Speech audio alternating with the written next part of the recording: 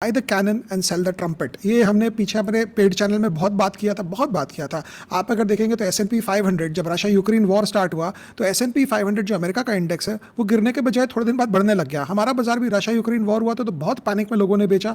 वो लोगों ने बेचा जिनको थोड़ा सा पैनिक ज़्यादा होता है वॉर देख कर कि यार अब तो सब कुछ खत्म हो जाएगा, कुछ बचेगा ही नहीं, सब कुछ जीरो हो जाएगा, तो क्या करना है। तो एक 200 साल पहले एक नेथन रॉथस्चाइल्ड करके एक हुआ करते थे, एक स्पेक्यूलेटर कम इनसाइडर कम एवरीथिंग, और ये दुनिया की बात बिल्कुल सही है। जिसने बहुत पैसे बनाए ना उसने बहुत घोटाला किया, लेकिन उसका घोटाला जो है 100-50 साल बाद पता चलता है। जब तक वो जिंदा रहता है कोई उसके अगेंस्ट नहीं बोलता है, क्योंकि उसके अगेंस्ट कोई बोलेगा तो फंसेगा, मरेगा। उसके मरने के बाद ये सारे घोटाले बाहर आते हैं। तो रॉथस्चाइल्ड जो था ये जर्मनी में पैदा हुआ था, फ्रैंकफर्ट में, लेकिन ये शिफ्ट हो गया मैनचेस्टर के लिए, बिकॉज शुरू से ही इसके दिमाग में था कि यार मिडिलमैन का काम नहीं करना। तो टेक्सटाइल मंगाते थे ये लोग मैनचेस्टर से, इंग्लैंड से, तो ये शिफ्ट हो गया इंग्लैंड में। और उसके बाद बोला कि यार यहाँ पे इंग्लैंड में ही पैसा है। और ये बहुत सिंपल सी थ्योरी है, जहाँ पैसा है वहाँ शिफ्ट हो जाओ। आप अगर बड़े जगह जाओगे तो अपने आप पैसा कमा लोगे। कई बार लोग बोलते हैं अरे यार जापान बहुत महंगा है, टोक्यो बहुत महंगा है, न्यूयॉर्क बहुत महंगा है, लंदन बहुत महंगा है, दुबई बहुत महंगा है। अरे जहाँ महंगा है वहीं जाओगे, नहीं तो आप समस्तीपुर आ जाओ, आप बर्दवान आ जाओ कोलकाता में हमारे, आप यूपी में कोई खुर्दा चले जाओ, ये सब जगह आप चले जाओ, बहुत सस्ता है, बहुत आसानी से काम होगा। आप बाड़मेर चले जाओ राजस्थान में, बिल्कुल का आपको वहाँ पे खर्चा नहीं होगा, लेकिन वहाँ पे इनकम भी नहीं होगी। तो जो शहर महंगा है वो शहर में अपॉर्चुनिटी ज़्यादा है, और वहाँ पे महंगाई के हिसाब से ही कमाई है। तो ये सोच के रखना है। तो यही हिसाब से जो रॉथस्चाइल्ड जो थे ये शिफ्ट हुए यूके में करीब 1800 के फर्स्ट सेगमेंट में, 1805-1810 जब भी शिफ्ट हुआ, और इसने सोचा कि मैं मैनचेस्टर से जो कपड़े का काम है, टेक्सटाइल का काम है, मैं डायरेक्ट यहीं से करूँ। और धीरे धीरे स्पेकुलेटिव माइंड था इंसान का, तो उसने वहाँ से चालू किया स्पेकुलेशन में फिनेंस कराना। तो यूएस अभी दिमाग में यूएस ही घुसा हुआ है।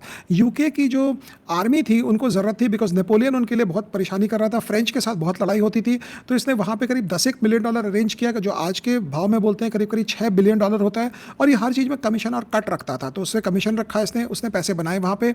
और उसके बाद इसके सबसे बड़े पैसे बने इनसाइडर में। इनसाइडर ऐसा होता था कि जब फॉर एग्जाम्पल एक बार नेपोलियन और इंग्लैंड की जो सेना लड़ रही थी आपस में, तो इसने फॉल्स खबर फैला दिया सब जगह बैठकर कि यूके हार गया है, मतलब इंग्लैंड हार गया है, ये जो लड़ाई है नेपोलियन के आगे, फ्रांस के आगे। तो इंग्लैंड जब हार गई लड़ाई तो ऑब्वियसली इंग्लैंड के जो बॉन्ड्स थे उसके दाम बिल्कुल घट गए।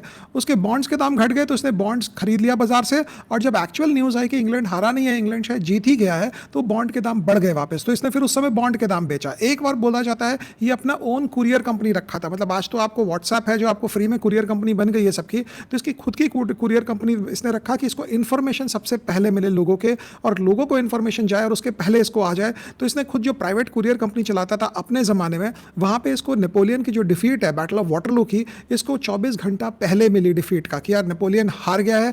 मतलब यूके वाली गवर्नमेंट जो है, जो इंग्लैंड की जो गवर्नमेंट है, उसको बाद में खबर आई, इसको पहले खबर आई, तो इसने पैसे वहाँ बनाए। लेकिन इसका मेजर इसका थ्योरी यही था, buy the cannon sell the trumpet. और ये कहता था buy low and sell before it hits the highs, मतलब कि नीचे खरीदो और उतना ऊंचा वेट मत करो, अपने पैसे बनाओ, अपने निकलो। बिकॉज ये इन्फॉर्मेशन आर्बिट्राज करता था। खबर मिल गई, नीचे खरीदा, पैनिक में खरीदा। नेवर वेस्ट अ क्राइसिस जिसको हम बोलते हैं, पैनिक में कभी बर्बाद मत करो, पैनिक को, केओस को खराब मत करो। जैसे अभी का बाजार क्या होता है, केओटिक बाजार था, अभी चल ही रहा है केओटिक की, इंडिया पाकिस्तान क्या होगा, ट्रेड डील होगी कि नहीं होगी, और हम अपने चैनल में बोल रहे जा रहे थे कि क्या करना क्या नहीं करना। तो जब केओस आता है तो आपको उसको वेस्ट नहीं करना, you have to move ahead with the chaos. ये गोल्ड में बहुत पैसा बनाता था, ये यूके गवर्नमेंट को कोई भी काम करता था, ये basically agent for the government बन गया था। लेकिन सारे पैसे जो इसके थे, सारे धांधली के पैसे थे, सारे मैनिपुलेशन के पैसे थे, मोस्टली इन्फॉर्मेशन आर्बिट्राज का पैसा था। लेकिन बंदा होशियार था, बैंक में घुस गया। उसके बाद इसने बैंकें खोली, अब पक्का कर लिया, शेयर बाजार का पैसा, स्पेकुलेशन का पैसा, बॉन्ड्स का पैसा, गोल्ड का पैसा,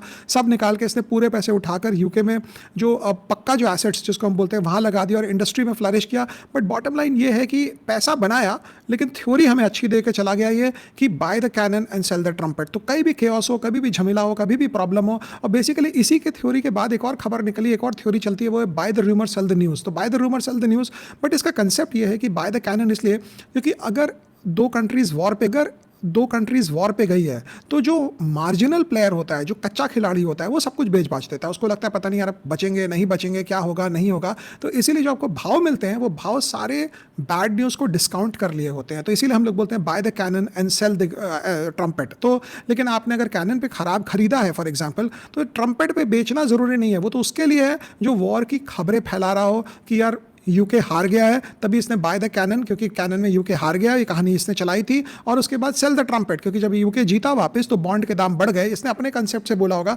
बट हमें इसका एक पार्ट याद रखना है, बाय द कैनन। सेलिंग तो हम एक बार सही रेट पे शेयर आ गया तो सेलिंग तो हम अपने हिसाब से ही करते हैं, बट नॉर्मल